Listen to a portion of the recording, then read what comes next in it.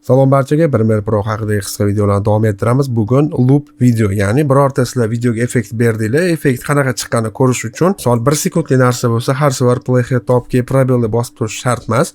Ya'ni shunchaki play bossak, ana o'sha belgilangan joyimizdagi videoni paftor o'qib turish funksiyasi hisoblanadi. Buning uchun klaviaturadan I va O ni bosib, ya'ni markout orqali uni belgilab olamiz va bu yerdan plusni bosib mana bu yerdan loop playback'ga bu yoqqa chiqarib qo'yamiz. Okay. Va ushbu loop playback knopkasini bosib yoqib qo'yamiz. Shundan keyin biz playni bosadigan bo'lsak, mana ko'rishimiz mumkin.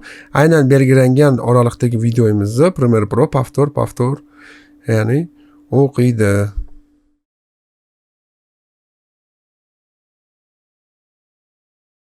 Premiere Pro ZO'RU 2. Siz bilan montaj haqida jiddiy gaplashamiz. 53 ta video, 18 soatdan ortiqroq dars. O'zbek tilidagi birinchi mukammal to'liq darslik endi sotuvda. Batafsil YouTube kanalimizda.